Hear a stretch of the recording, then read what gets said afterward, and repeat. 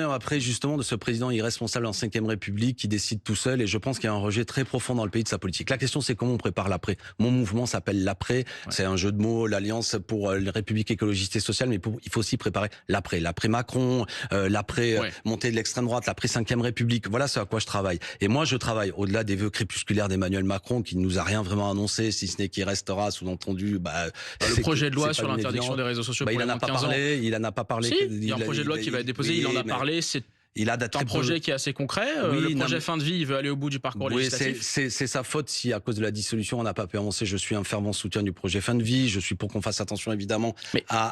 Mais ce que je veux dire, c'est que c'est des vœux de faible ambition. Puis il dit, faut être utile. Bon, franchement, c'est d'une grande généralité. Mais surtout, bon, voilà, on est face à des dossiers concrets. Mais puisque vous évoquez Emmanuel Macron, je répète, moi, ce qui m'intéresse, c'est l'après maintenant. Comment on travaille à ça? Et je suis favorable. Et vous le savez, dans le cadre d'un processus qui s'appelle Front Populaire 2027, autour de Lucie Castet, à mettre en place un processus.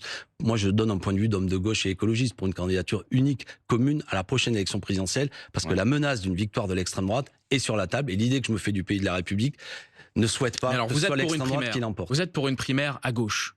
Raphaël Glucksmann n'en veut pas. Jean-Luc Mélenchon n'en veut pas. Concrètement, cette primaire, elle va de qui à qui?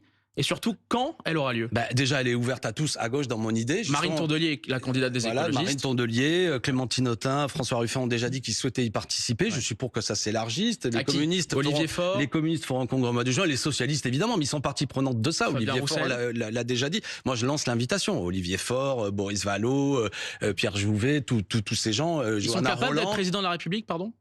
Oui, il me semble, vous savez, oui, je pense que c'est des femmes et des hommes de qualité, tous les noms que nous avons cités. Mais je suis favorable à ce que la France insoumise participe à ce processus.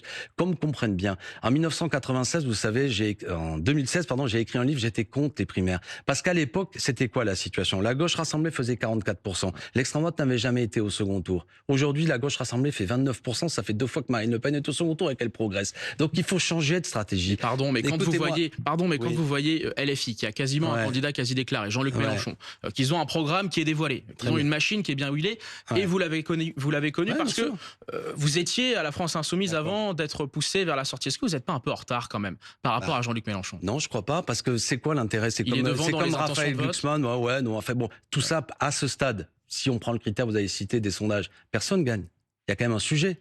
Et là, cette fois-ci, on a obligation de gagner. Le but n'est pas de savoir si nous sommes en tête de la gauche. Ça m'intéresse peu. Le but n'est pas de savoir si on a la plus belle tombe du cimetière de la gauche. La question, c'est être au second tour et l'emporter. Je considère que la stratégie qui est prise de division, et j'espère que les municipales ne seront pas l'occasion du grand fracas entre les forces de gauche et écologistes, il faut se rassembler. Si nous avons une candidature commune, on a rassemblé 9 millions de voix au NFP, ça fait 2 fois qu'on va aux élections législatives ensemble. Expliquez-moi pour quelle raison nous sommes capables, la gauche, d'aller aux législatives ensemble, candidature commune, mais pas à la présidentielle.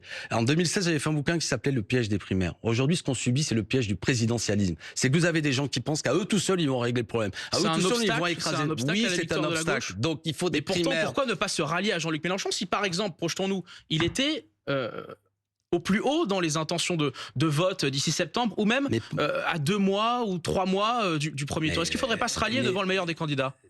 Mais est-ce qu'on ne peut pas créer un processus? Regardez. Mais c'est ce que je suis en train de dire, c'est créer le processus qui crée les conditions qu'on puisse vraiment se rallier.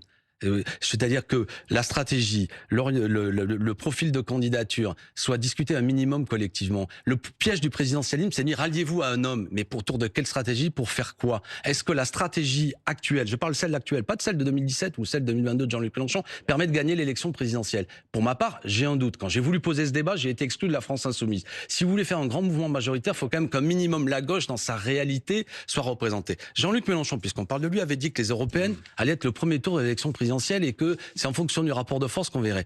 J'observe que la France Insoumise, c'était 1/3 du vote de gauche et le 2/3 était autre chose. Donc vous voyez bien que personne ne peut écraser l'autre. Je reviens à mon idée de primaire. Aujourd'hui, il y a Zoran Mamdani, le maire de New York, qui a pris possession de son bureau, maire de New York. Il a été élu suite au processus d'une primaire. Nous voulons faire la même chose. Je fais quelques annonces. Le 24 janvier, nous allons à nouveau ce groupe de travail, enfin c'est pas ce groupe de travail, c'est cette union qui va à Tours nous retrouver pour une nouvelle convention sur la question du travail. travail. Et nous ferons à ce moment-là aussi, j'invite la presse à être présente, vous entendrez comment nous travaillons. En automne, nous souhaitons qu'il y ait la désignation d'un candidat commun. J'invite toutes les forces. C'est l'annonce que vous faites. J'invite toutes les forces à participer à ce processus. Il faut que des millions de gens se mêlent de cette affaire pour que nous créons les conditions que le pays ne tombe pas dans les mains de l'extrême droite, mais que nous puissions avoir un avenir heureux et juste. Merci bonne année beaucoup à tous. Merci. Alexis Corbière d'avoir été notre invité sur BFM.